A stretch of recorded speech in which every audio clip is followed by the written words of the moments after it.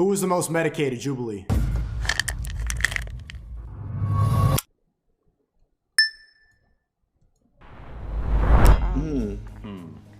We all look deceiving. What does it mean to look medicated? You know? Oh, Well, because if you look medicated, you can appear healthy because you're medicated. or white. Right. People will probably like see my tattoos and piercings and also like my age. They're like, okay, well you're obviously like spiraling a little bit, so you probably take meds. So I'll be fourth. Yeah, I feel like you're middle-ish. I guess I'm excited to see what everyone is going to be like, who's going to be on medication, who's not really. Do they consider antidepressants medication? A lot of people don't really present like they're on medication. At least a lot of people that I know, you would never guess that they were on medication. I feel like you'd probably be there, like just right before me. Oh, like right here or in Yes. front of you? No, yeah, like right here. Okay. No, thanks, Can I Jubilee. say I think I should move up just a little bit? Maybe Yeah, like no, right before you. I feel like I could be like towards like the least. Yes. Okay. Yeah. Let's just say like the least. Yeah. If it's based on appearance or anything like that, like maybe like here or there. Yeah, I think this is the right position. Okay. I think we're Sure. good. You can lock this in. Yeah. Yeah. Okay. My experience with medication was my parents were very much against it as a child, but some things happened and we were like, okay, he kind of needs it. Yeah. I grew up in a Japanese household, very traditional, and so a lot of times like you would be told like, oh, if you take like these certain like herbal medications or if you drink certain teas, like it can like cure a lot of ailments. Bro, this dude, the soy boy has I didn't even peep the sweater. Herbal medications or if you drink certain What? Bro, imagine being proud. Imagine that being a defining personality trait. teas, like it can like cure a lot of This guy wins, most medicated. ailments. I come from like a religious background that isn't like a traditional Christian or Shintoism or Buddhism. The philosophy behind that religion is if you think something negative, it will manifest physically. And so a lot of times it came down to like blaming myself for being sick, even if it wasn't like truly my fault. I actually survived a massacre. Yeah, well, I live in Colorado, and then there was the theater shooting there. So then I was actually a direct victim of it. I didn't really get exposed to like medication until like more recently, but it was kind of like all these underlying issues that like built up since then. You get like really numb when you're like surrounded by like people who are like always worried about you. You develop like almost like a DID or dissociative identity disorder. It's just kind of like them just throwing stuff at you and just being like, oh, maybe this will work. Were any of you guys introduced into medication off of like physical injury or mental? Injuries or mental issues, there's also physical like disability as well. So Yes. like a little bit of each. I come from an African household, also with people in medical fields, but surprising enough, I wasn't really like introduced to it because everything was like natural remedies and just like, oh, I don't think it's that serious, so we'll stay home instead, you know? When I was younger, like my parents She's on SSRIs. like were okay with me like taking stuff for my physical needs. As I got older, they were very against medication for like mental health at first, and I think still, honestly, my parents are against medication for like mental health. There's also physical like disability as well. So Yes. it's kind of like a chain reaction with some of these things. It's like one thing caused another thing which caused injury. So that injury caused a need for medication because it caused another thing. I only recently got my first, I guess, medication when I was 15. It was really hard for me to, I guess, accept that I needed help. I'm not someone that really likes help, but when it came to just like doing certain daily tasks that I needed to do, like I needed something to like help me, I guess, regulate that, because I was definitely going down a path that was not a good one. I feel like you might be a little ahead. Okay. I really think you're like less. You Is think that I'm- Really? Yes. I feel like he's good. No, he's good. I think I should move up. I really think I should. Yeah, you I seem don't- confident about yeah, being but higher. I don't think I'm the top. Okay. You know? I'm on the top right So you're now. just being modest. Do you think you're the most medicated? I feel like, I don't know, I think it may be between you and me right now. I'm depressed, I'm anxious. Okay, for me, I've had anxiety throughout my whole life. Elementary school, all of middle school, up until like freshman year of high school, end of it, is when I got a diagnosis of ADHD. Based off like what you said, I would probably put you, Chad, who here was diagnosed with ADHD and took pills? I guess put you somewhere, maybe here. Yeah. I would probably be on this side. Okay. Maybe. I actually was left undiagnosed for almost like a decade. It was like until this year, I was just like, man, I can't focus on a single thing, you know, panic attacks and all that stuff. So I actually went to the therapist under victim comp. Pretty much they diagnosed me with, you know, the Holy Trinity, the ADHD, depression, anxiety, and then PTSD, of course. I came from a culture where it's just like, you don't want to bother people. And that's like what my mom always would tell me, is just like, don't bother someone else, don't bother someone else. I think that's another thing that kind of empowered the sort of numbing. Everyone grieving for you, and you don't want them to. And you don't want to be in that position where like you have to tell them that it's okay, that you're like still there, and then just trying to comfort them rather than them comforting you. I think that you should go ahead and cha-cha your way to the front. All right. Cha-cha. I'm like, go ahead. You're good. I had mental health problems growing up as a child. I actually had like really severe OCD, and it went undiagnosed OCD is not real. for a really long time. I have major depressive disorder and anxiety. Oh, yeah, you got everything? Everything's wrong with you? So I got diagnosed with that when I was around 20. But That doesn't mean it's real. this year, I actually got diagnosed with gastroparesis. You just don't work. It basically means that my stomach is either partially or fully paralyzed. Let's say, for example, let's say your stomach is done digesting like 4 hours. Let's say that, right? My stomach will take 8 hours, for example, and usually it doesn't contract. It just uses acid alone. And so sometimes, I kind of like joke about this, but like it's not super funny, but sometimes I'm like, oh, if you guys want to see a magic trick, give me like an hour and I could throw my food back up whole.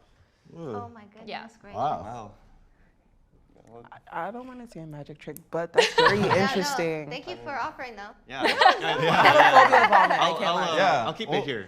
Well, It was what she said. He was put on ADHD meds. I was, and my schoolmate was put on them. And since then, he was never the same guy. I'm so furious of what they did to him just because he couldn't listen in class. Crime. Bro, that shit really messed with my head back in the day. I do think she's more medicated. I couldn't eat. I couldn't sleep. I felt like a robot. I think that's part of the reason why I'm sticko. Than I am. At the very Okay, yeah, so that So, means you can get in front yeah. of Kevin then for now. I like how we're just putting everyone just in the middle after we hear their story. It's just like, all right.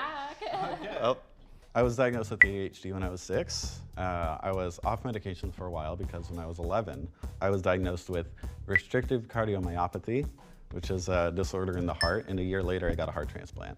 I feel like it might be higher then. Because I agree. I am inclined to move up or stay up higher. I want to. Yeah. I think we should hear your thing first. So I have major depressive disorder and anxiety and PTSD, but I've also struggled with PTSD. Remember that used to be for soldiers in the war, and now it's for a girl who got broken up, a girl who got cheated on as PTSD. addiction, and I'll be 3 years sober on November 2nd. Congrats. They're just like clapping her failures. The last thing Oh, okay, she's sober.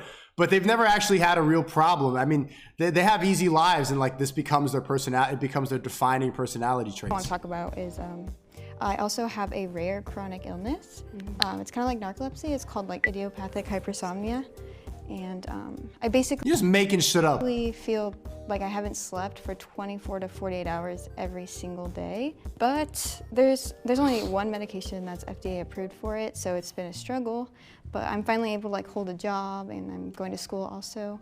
So, yeah.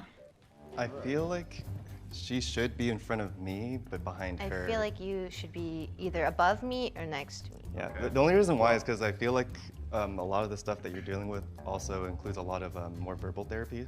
I want to hear your story because A lot of these mental illnesses are because they live in the first world country and don't have real problems. If they spent a month in Africa, I guarantee 99% of their illnesses would go away. You're right. You're right. That's why, like, when Matt Walsh said, "What is a woman?" and he went to the Maasai tribe and he asked them, "Can like a man become a woman? Can a man become a woman?" And everybody they laughed away at that question because these are all problems that just happen in the first world where you have so much time. Like, where there's no other problems.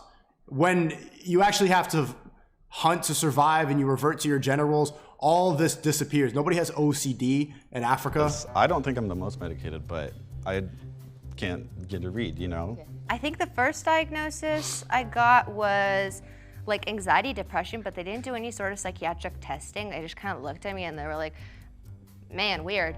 Vasovagal syncope, aerophagia. I just recently got diagnosed with autism and ADHD. That's all I'll say. Autism and ADHD?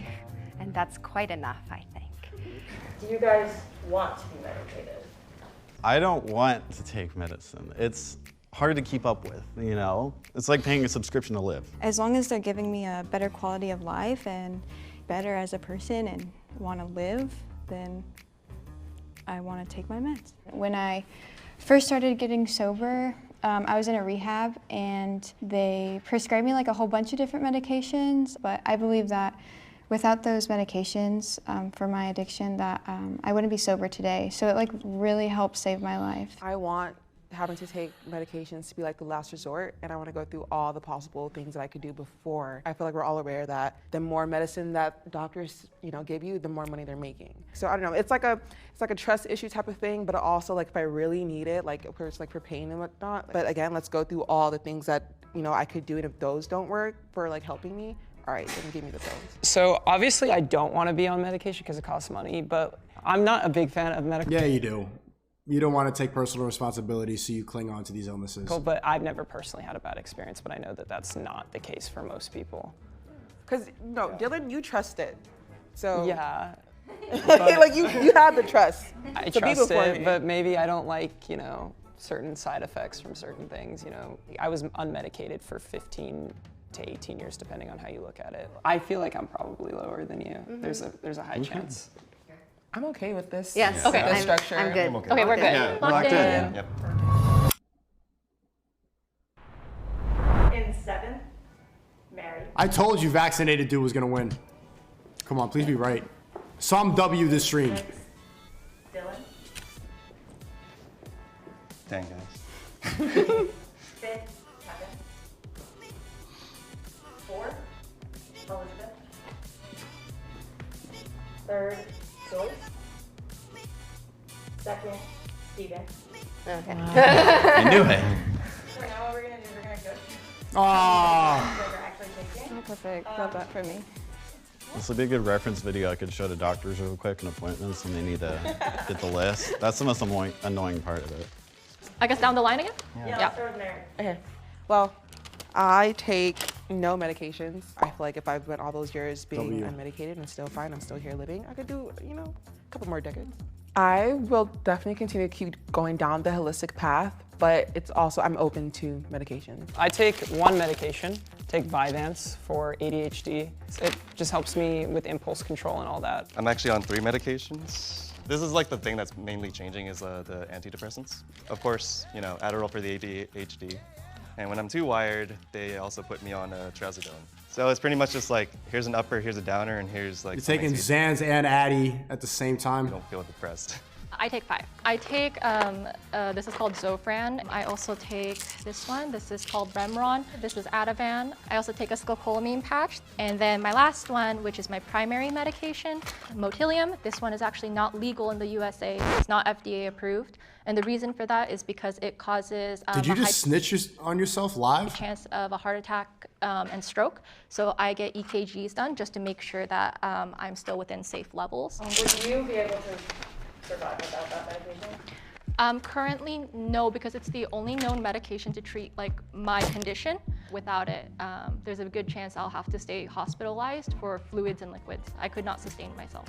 I basically was diagnosed recently with gastroparesis. You can even identify it as a really mild form of organ failure. My stomach either is fully paralyzed or partially paralyzed. And so the way I digest, I rely on the acid in my stomach, and I can't rely on the mechanics of it. I take 7. I don't have that many meds, guys. So I also take Zofran. I take this as needed. I also take something called armodafinil. I take clonidine at night. I also take bupropion or Wellbutrin for my depression. Something called Synthroid. And last one All is bots. just the cyclovir for a virus that I have, and I take this every single day. So I take 8 medications. First is one of the main ones, tacrolimus, better known as Prograf. Another immunosuppressor is sirolimus. And then a lot of medications are just to quell side effects of these two. First is diltiazem. Atorvastatin, also known as Lipitor. I forgot exactly what this one does. Bayer aspirin, lisinopril. I also take Adderall. Last one, I promise. This is vitamin D3. That's everything. So close. So close. Yeah. This one is Xulane patch. This is a birth control. This is the 5th birth control I've been on. This is Topamax. This is for both from chronic migraines and also I got a higher dosage because I developed motor tics mid-adrenal. How are you alive? Is the one medication I am on for fainting for my blood pressure. There we got gabapentin. I just got prescribed this one for like panic attacks and stuff and also for chronic pain, but Juniper got prescribed the same thing. Cymbalta, this is Imitrex for emergency for really bad migraines. This is a nasal spray for allergies. This is an inhaler. And then this is Singulair. And then Aerophagia, like an acid reducer. Wow, we could be like an ad for Big Pharma right now. I don't know, I feel like sometimes I have to like justify my problems to be like, no, it actually is something that is a problem. I had an employer when I first got diagnosed and he was actually like really rude about it. And he told like everybody like, oh, she's probably just pregnant. People won't always like look at you and think like, you are definitely somebody who is medicated, you know?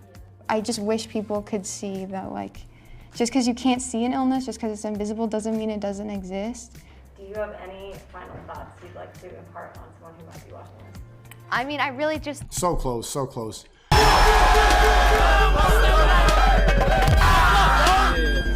That's it. Your job?